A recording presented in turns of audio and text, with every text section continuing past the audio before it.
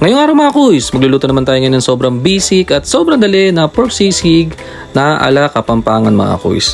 Bali ito, maglalagay lang tayo ng content twist dito mga kuys, pero hanggat maaari, sisig Kapampangan pa rin gagawin natin dyan. Wala yung mayonnaise at hindi tayo maglalagay dyan ng itlog mga kuys. Tapos ihaw yan, hindi yan prito.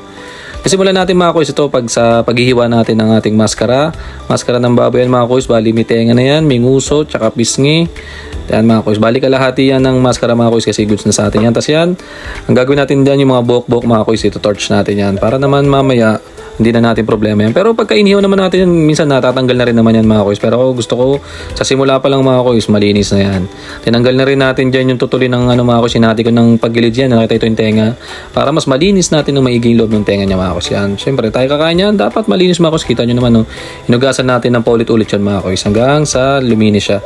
Sa ato niya, maglalagay lang tayo ng bawang dyan, pakukuluan natin to at sibuyas mga kuys. Yung ibang diskarte naman dito mga kuys, ang ginagawa nito, laga lang talaga. Ako naman, maglalagay lang tayo ng content twist dito mga kuys. Di ko alam kung ganito rin ginagawa sa sisig Kapampangan. Ang alam ko lang, laga lang. Pero tayo, maglalagay tayo ng iba dito. Parang medyo sa semi-adobo natin to. Naglagay tayo ng laurel, paminta. Yan, lagay tayo ng toyo dito mga kuys. Para maganda ng kulay niya agad mga kuys. Kasi ito, isimulan natin sa pagpapakulo dito sa labas. Papakulo natin mga kuys sa mga 25 minutes to 35 minutes. Yung balin ang oras na ginawa natin doon mga kuys, pagkulo. Ayaw natin ng sobrang lambot kasi mga sa sisig yung medyo may kunat-kunat ba siya. Lalo sa tenga mga kuys, yung medyo may pagkalutong nun sa tenga. Yun ang masarap sa sisig. Pangit yung sobrang lambot. Yan, kasi ito, iwain na natin mga kuys yung mga gagamitin natin. Gagamit tayo ng sibuyas na puti dyan mga kuys. Iwain natin yung sakto ang liitan lang mga kuys para naman bagay na bagay doon sa sisig natin. Kasi ang sisig talaga, masarap yan pag maraming sibuyas mga kuys. Lalo na puti, ang sarap talaga niyan. Sa daming version ng mga sisig ngayon mga kuys, malilito ka na talaga kung ano talaga yung original. Lalo yung mga generation ngayon ng mga bata talaga. Minsan nakakasanayan talaga nila yung sisig na may mayonnaise at itlog. Kasi masarap din naman talaga siya. Wala rin naman problema doon mga kuys. Talagang original talaga na sisig Kapampangan talaga. Yung talagang walang mayonnaise tsaka itlog. Kumbaga, pagkalaga, ihaw, maglalagay lang ng liver, inibis na liver spread, atay ng manok ang nilalagay nila, tapos yung mga bago na ginagawa ng sisig ngayon, rinong nilalagay.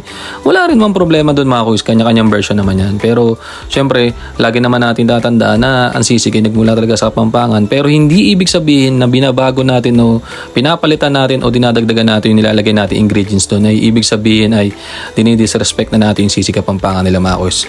Kaya paminsan-minsan mga kuys, wala naman problema na mag-imbento tayo or magdagdag tayo or magbawas tayo doon sa mga ingredients na pinanggalingan ng luto. Katulad ngayon sa mga adobo, di ba? Usually pag adobong isip natin yan, toyo lang yan, tsaka suka. Pero may mga adobong puti, may adobong matamis. Kumbaga mga kuys, kanya-kanyang version yan. Ang importante yung ginagawa mo naman, hindi naman trip-trip mga kuys. As long as nakakain, goods yan mga kuys. Tuloy lang tayo sa luto. Yan. Tapos ito, minarinid na rin natin dyan yung atay ng manok mga kuys. May kasamang puso rin yan. Toyo kalamansi paminta lang yan. Kasi mamaya ihawin din natin. Tapos nakita nyo, medyo natuyot-tuyot ng mga kuys yung sabaw. Ang sarap.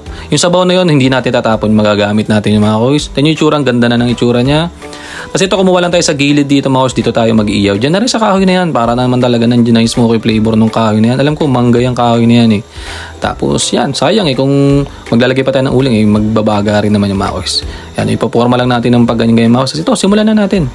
Ihawin lang natin ng dahan-dahan lang yung mga kuys. Ayaw natin masunog yan. Pag nakita natin again, ito, inabot na tayo ng gabi mga kuys, kakaihaw natin. Ang gusto rin natin dyan, ganyan medyo may apoy-apoy yung mga kuys kasi talagang dyan lalabas talaga yung char mark tsaka yung pagka-smoky flavor ng ating sisig. Kasi masarap talaga ang sisig mga kuys sa ihaw. Sa afternoon, nung naluto na natin mga kuys yung maskara natin, sinunod na nating ihawin tong ating atay. Saktuang luto lang sa atin gagawin natin dyan mga kuys, hindi natin susunugin yan. Kasi katulad niyan, tingnan nyo, kakabidyo natin parang medyo nasusunog na. Ang atay naman, okay lang yan mga kuys, na medyo medium rare ang pagkakaluto kasi wala namang problema dyan mga kuys yan. Nakita nyo pag sunog na, grabe naman. Pwede na yan mga kuys, ang pait na yan eh. Pero mga kuys, goods naman yan. Sa labas lang yan, semi lang yan. Semi sunog lang yan. Pero to, iniwan na natin to mga kuys ang pagganyan. Maganda nga to, tatantirin natin. Pagkatapos natin hiniwan ng maliliit na saktuhan lang yan mga kuys. Depende naman sa size na gusto nyo mga kuys. Ako gusto ko naman, ayoko ng sobrang pinong-pino. Gusto ko yung medyo malalaki-laki ng konti. Pero diskarte nyo mga kuys, kung gusto nyo yung medyo durog-durog, gawin nyo yan. Nakita nyo kasi atay, hindi naman siya nasunog, di ba? Hiwa-hiwain din natin yung mga kuys, tapos mamaya titimplahan na natin yung pinaka sisig sauce natin yan. Maglalagay tayo ng kalamansi dyan mga kuys, matik yan. Yan, tapos mga kuys, maglalagay na rin tayo dito ng toyo. Hindi ko rin alam kung naglalagay yung sa sisig Kapampangan ng toyo.